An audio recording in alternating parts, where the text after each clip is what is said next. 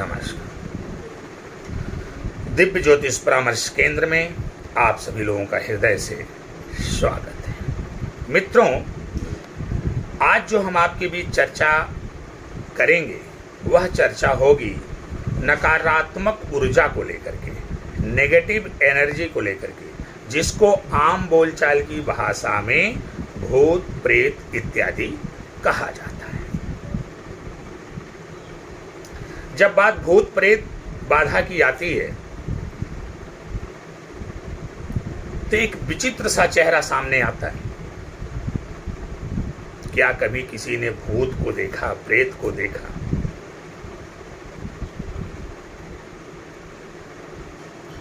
उसका चेहरा कैसा होता है, उसका रूप रंग आकार कैसा होता है? देखा नहीं, बस महसूस होता है, आभास होता है, अनुभव होता है कि यहां पर कोई काली छाया मंडरा रही है, यहां पर कोई नेगेटिव एनर्जी है, नकारात्मक ऊर्जा है।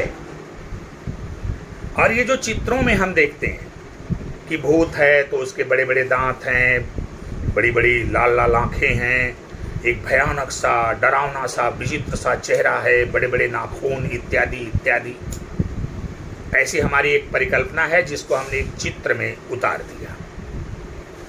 क्योंकि हमको पहले से पता है कि भूत जो है वो खतरनाक होता है, डेंजर होता है, भयानक होता है, उसका स्वरूप भयावह होता है। तो हमने अपनी परिकल्पना को चित्रित कर दिया, अपने चित्रकला में उतार दिया कि भूत होगा तो ऐसा होगा।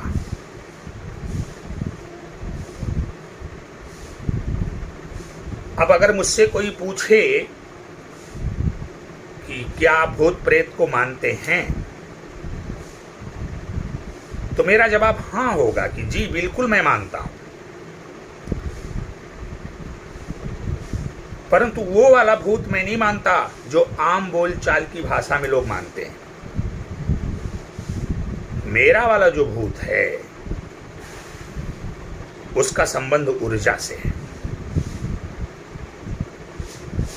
विज्ञान का एक सिद्धांत है।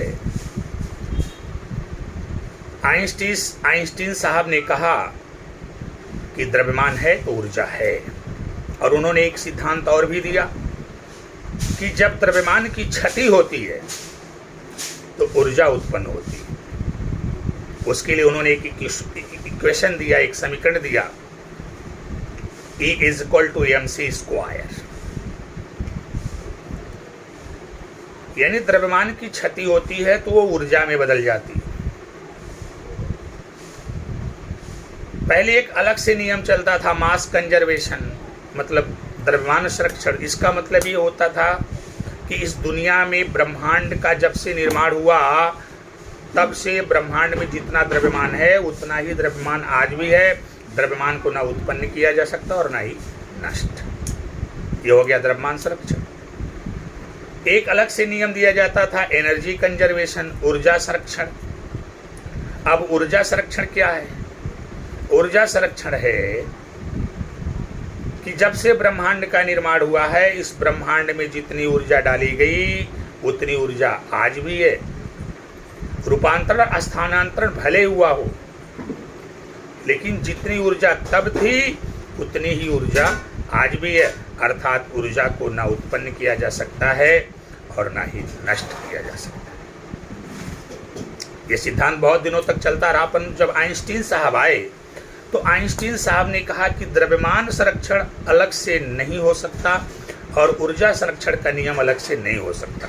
उन्होंने इन दोनों को जोड़ा और उन्होंने कहा मास प्लस एनर्जी कंजर्वेशन ये ज़्यादा उपयुक्त होगा, यानी द्रव्यमान प्लस ऊर्जा संरक्षण। उन्होंने कहा कि द्रव्यमान की क्षति होती है तो ऊर्जा उत्पन्न होती है। ये सिद्धांत सर्वमान्य हो गया और लोगों ने मान लिया। तो आइंस्टीन साहब ने क्या कहा कि द्रव्यमान की क्षति होती है तो ऊर्जा उत्पन्न होती है। ये शरीर क्या है, ये पिंड क्या है? यहाँ पर दो प्रकार की वस्तुएं हैं, living things, non living things. यानी सजीव और निर्जीव वस्तुएं। कोई भी वस्तु चाहे वो सजीव हो चाहे निर्जीव है, सब में द्रव्यमान है। तो जब वो क्षति उसकी होगी तो जाहिर सी बात है ऊर्जा उत्पन्न होगी। इसी प्रकार ये सजीव शरीर है, जीवधारी शरीर है, जब इसकी डेथ होती है, जब इसकी मृत्यु होती है, तो द्रव्यमान की क्षति हो गई। ये शरीर मिट्टी में मिल रही है, शरीर का नुकसान हो रहा है, पिंड का नुकसान हो रहा है, द्रव्यमान की क्षति हो रही है, तो जाहिर सी बात है कि ऊर्जा उत्पन्न होगी। अब ये ऊर्जा दो प्रकार की भी हो सकती है, positive energy and negative energy. सकारात्मक ऊर्जा भी हो सकती है, नकारात्मक ऊर्जा भी हो सकती है। अब यदि व्यक्ति समझदार हो, ईमानदार हो, अच्छा व्यक्ति रहा हो, संस्कारवान व्यक्ति रहा हो, तो जब उसकी मृत्यु होगी अर्थात उसके पिंड की क्षति होगी, उसके द्रव्यमान की क्षति होगी, तो जाहिर सी बात है कि सकारात्मक ऊर्जा उत्पन्न होगी। लेकिन अब ऐसा कोई व्यक्ति जो दुष्ट प्रकृति का रहा हो, जिसके अंदर नाना प्रकार के दुर्गुण रहे हों, तो जब ऐसे व्यक्ति की मृत्यु होगी, उसके पिंड की क्षति होगी, उसके द्रव्यमान की क्षति होगी, तो जाहिर सी बात नकारात्मक ऊर्जा उत्पन्न होगी। अब ये जो ऊर्जा उत्पन्न होगी ये कहाँ रहेगी? इसी ब्रह्मांड में ही विचरण करेगी। अब जो एक जीवित व्यक्ति है या जीवित प्राणी है, अब जिस प्रकार की ऊर्जा के संपर्क में आएगा उसका आचरण उसी प्रकार का हो जाएगा। आपने कभी कभी अनुभव किया है, इस दुनिया में बहुत सारी जगहें ऐसी हैं, आप घूमने के लिए जैसे कहीं निकल पड़ते हो और जाते हो, वहाँ से आकर के बहुत प्रशंसा करते हो कि इतनी अच्छी जगह थी कि पूछिए मत, बहुत सुकून मिल रहा था, आत्मा को बहुत शांति मिल रही थी, बहुत ही अच्छा लग रहा था, मन यही कह रहा था बस यहीं रह जाऊं, यहीं बस जाऊं।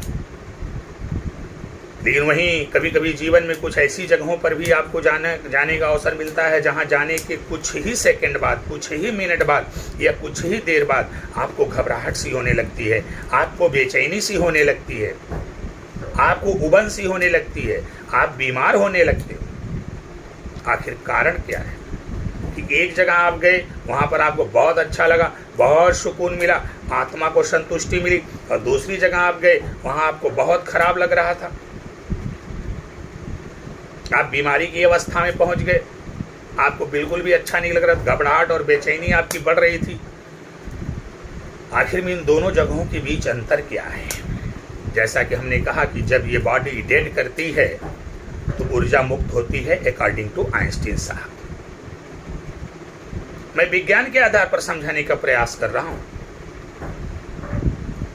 क्योंकि बहुत सारे लोग ऐसे हैं जो शास्त्रों के आधार पर तो मानने के लिए तैयार नहीं है। मैं शास्त्रों के आधार पर भी चर्चा करूंगा, लेकिन आज मैं विज्ञान के आधार पर समझाने का प्रयास कर रहा हूं।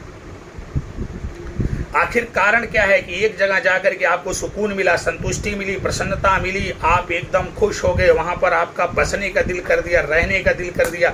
लेकिन दूसरी जगह जब आप गए तो आपको घबराहट होने लगी, बेचैनी होने लगी, सांस फूलने लगी, मन उबने लगा, आप बीमार होने लगे। आखिर इन दोनों जगहों के बीच का अंतर क्या है? बस वही ऊर्जा का खेल है। उस जगह जहां पर आप गए, जहां पे आपको अच्छा लगा, सुकून मिला, जाहिर सी बात है वहां पॉजिटिव एनर्जी थी, और जहां पर आपको खराब लगा, बुरा लगा, बेचैनी हुई, घबराहट हुई, जाहिर सी बात है वहां नेगेटिव एनर्जी थी।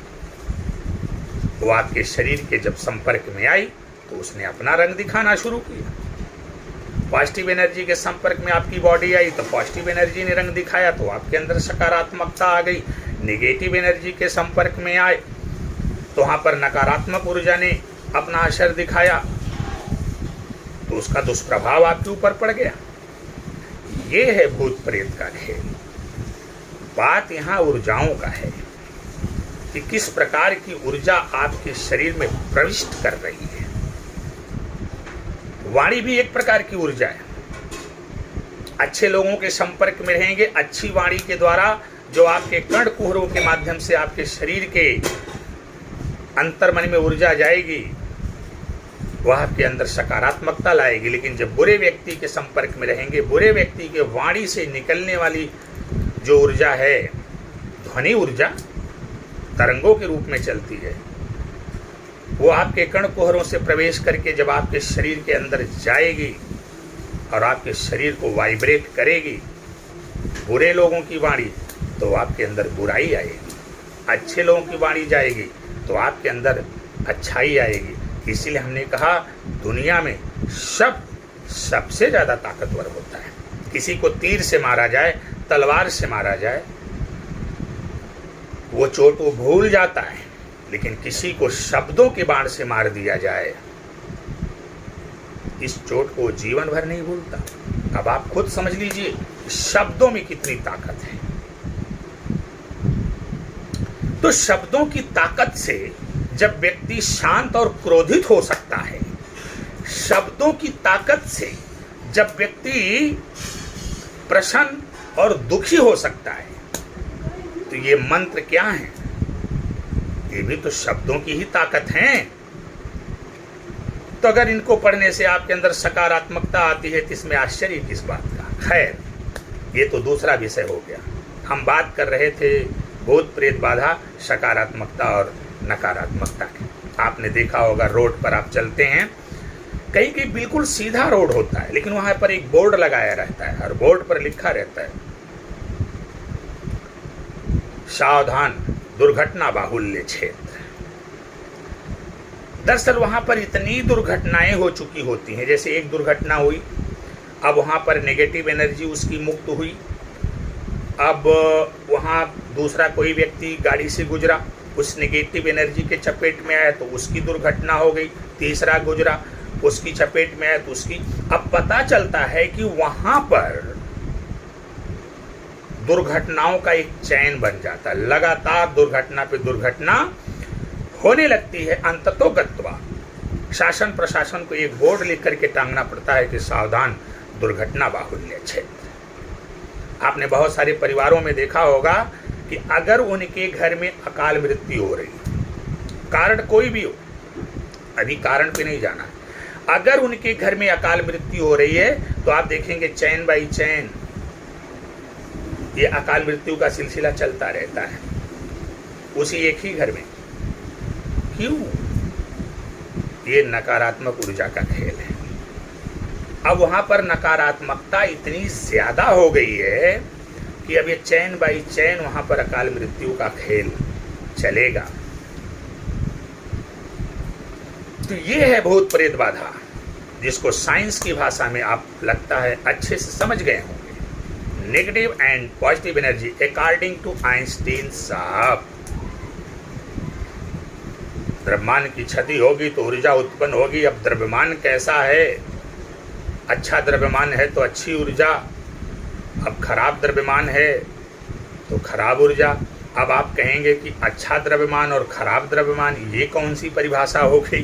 तो भाई न्यूक्लियर एनर्जी ही तो है, वही परमाणु बम भी बनाता है और वही न्यूक्लियर रिएक्टर है, उसी से न्यूक्लियर रिएक्टर भी बनता। परमाणु बम विनाश का काम करता है और जबकि न्यूक्लियर रिएक्टर विकास का काम करता है, विकास का काम करता है,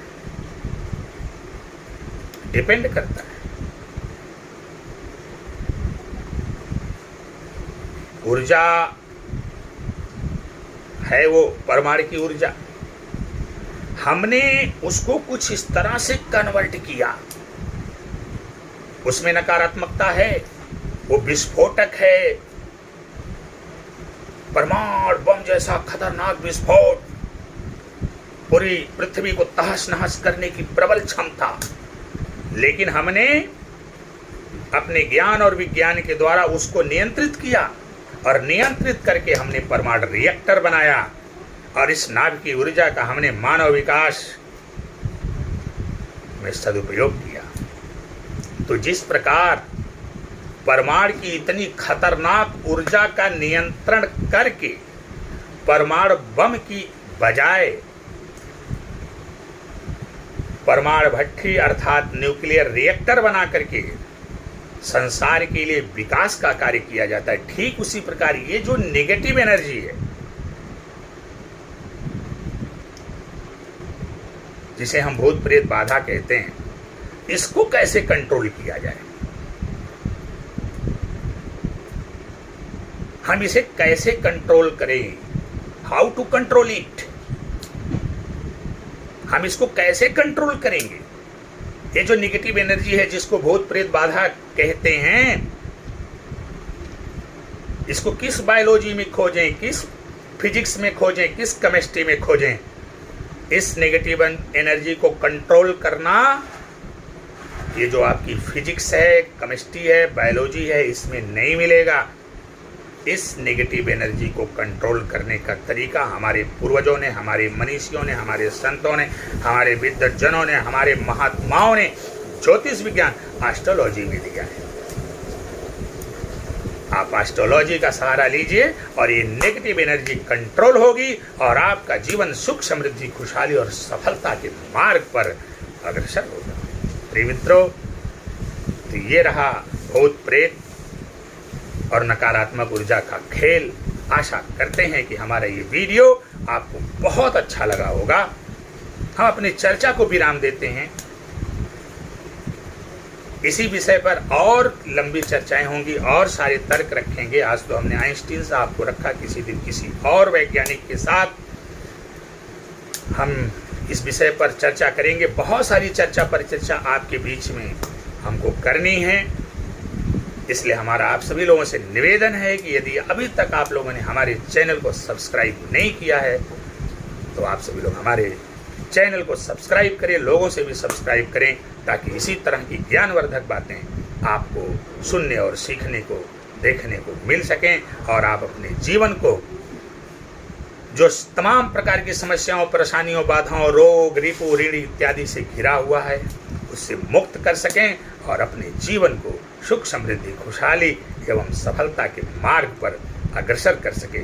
मैं एक बात फिर से दोहराता हूं कि वे लोग जिनके पास कुंडली है, जन्म का विवरण है, वो तो हमारे चैनल को सब्सक्राइब ही करें, लेकिन साथ में वो लोग भी करें जिनके पास जन्म का विवरण नहीं है, कुंडली नहीं है। हमने उनके लिए भी वीडियो बनाए हैं जो उनको बहुत ज़्यादा लाभ पहुंचाएंगे। तो आप सभी लोग हमारे चैनल को सब्सक्राइब करें। भगवान भोलेनाथ की कृपा आप सभी लोगों पर बनी रहे। आप सभी का जीवन सुखमय एवं मंगलमय हो। मैं संजीव कुमार मिश्रा आप सभी लोगों से विदा लेता हूँ। नमस्कार।